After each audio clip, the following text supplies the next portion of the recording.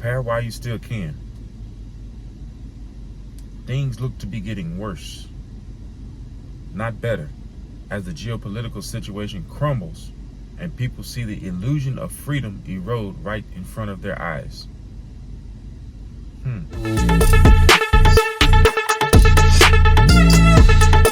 How's it going, everyone? Welcome back to the channel.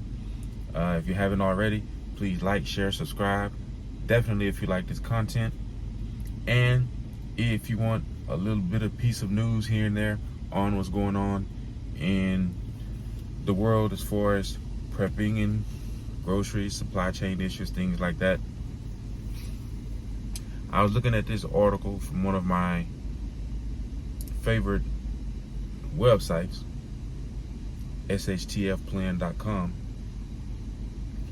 and the headline reads, mainstream media starts admitting we are in a global food crisis. Now remember, if you watch this channel and other similar channels,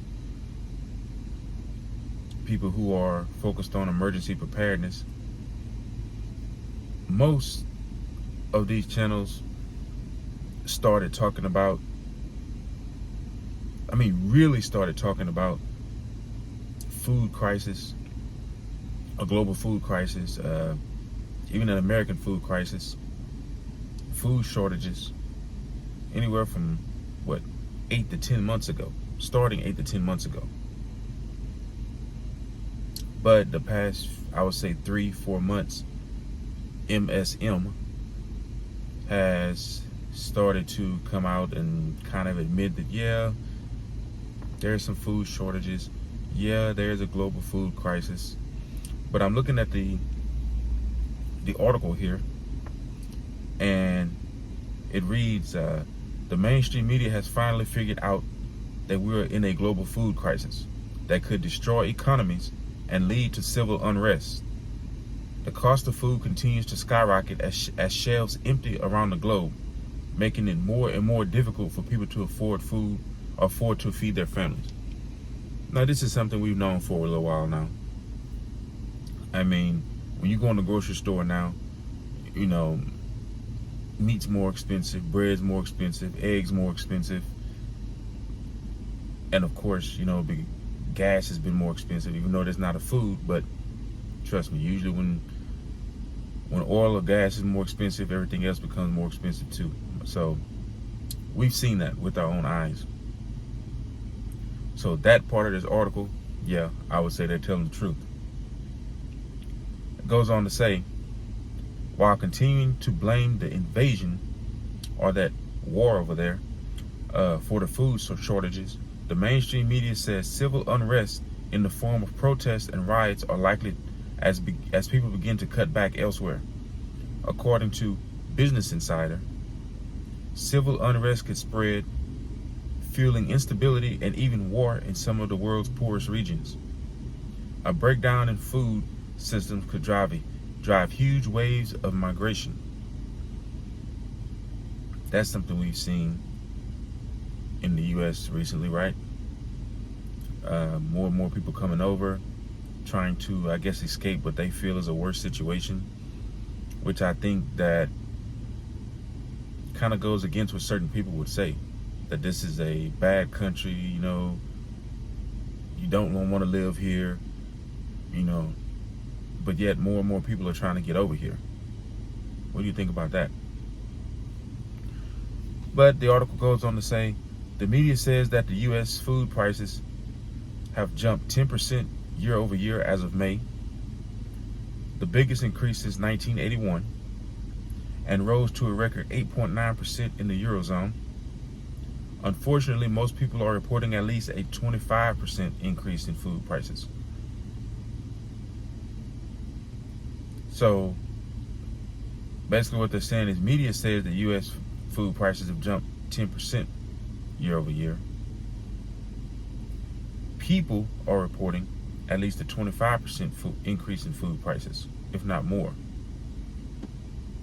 Globally, things are even worse. The UN's World Food Price Index shot up 23% year over year, as of June, the bottom line is that more and more people are struggling to afford food. That's why it's so important. And I always say it, and I will keep saying it forever. Get a couple, when you can, get a couple of extra cans of food. Get a couple of extra, 1 or 2 cases of water. Dry beans, dry rice. I would also even say, which is actually what I'm looking for now. When I buy one, I'll use it and do a review on it and let you guys see me use it. But I'm actually looking to buy a dehydrator and properly store all your food items. It's serious. This is not a game. Even though MSM try to hide certain things from us, and the people that we quote unquote elect to tell us the truth, they've been lying to us for, maybe even forever. I can't even go back a certain amount of months or years as far as how long they've been lying to us or omitting certain things. But that's why it's important. This is real. And it could possibly get worse. And those who are left unprepared may not make it. That's why I say, always surround yourself with like-minded people. And yes, it is, definitely important to look out for those who may not be able to afford. Like, there are people that are on fixed incomes.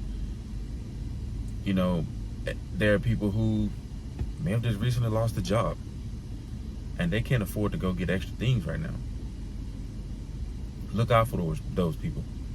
Like, we need to become a like-minded community now more than ever.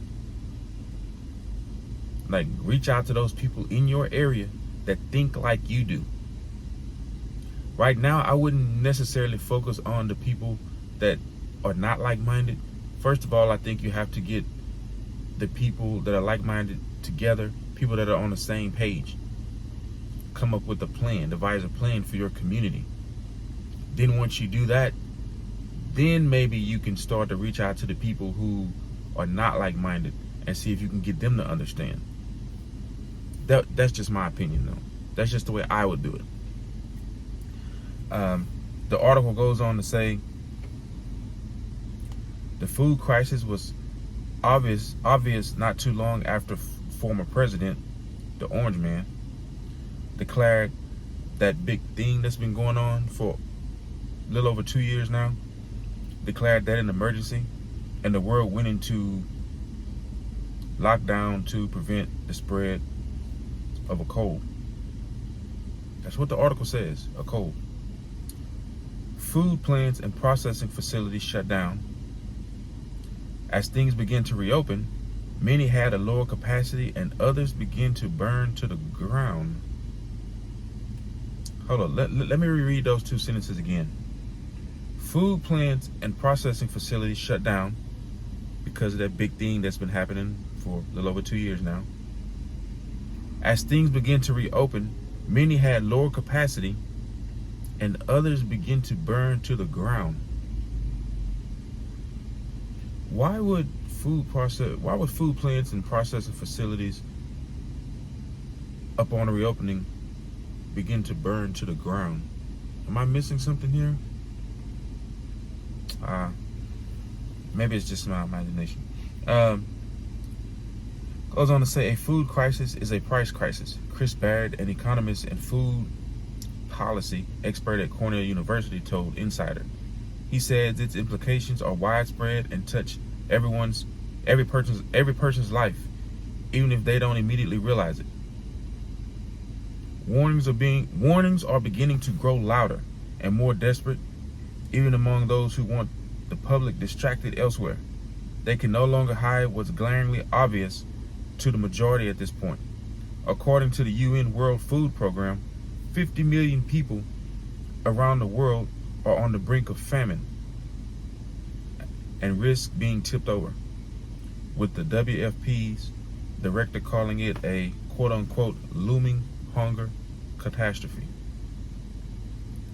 Wow. So like I said, this is not a game. You know, get some food. There are many places we can cut back in our lives. However, everyone must eat to survive. Prepare while you still can. Things look to be getting worse, not better, as the geopolitical situation crumbles and people see the illusion of freedom erode right in front of their eyes. And that last sentence there, I would say maybe the last two sentences, the last little paragraph, so I think it's 1, 2, 3, 4 sentences there. That's never been more true. We can cut back everywhere else, but we need to eat to survive. You know, we need to prepare while we still can. And yes, look like it's getting worse, not better. Politics is always involved. And yes, we do, you know, you can see the illusion of freedom erode right in front of our eyes. So not only must we prepare as far as food, water, shelter, but we must also prepare, I guess you can say, to defend food, water, and shelter, if you know what I mean. Anyways, what do you think about this article here? Do you think it's a scare tactic? Or do you think we should really be preparing? Do you think that the geopolitical situation is crumbling? And do you think that the illusion of freedom is eroding right before our eyes? Let me know what you think in the comments. Once again, please like, share, subscribe, and comment. And as always, get ready, stay ready. God bless.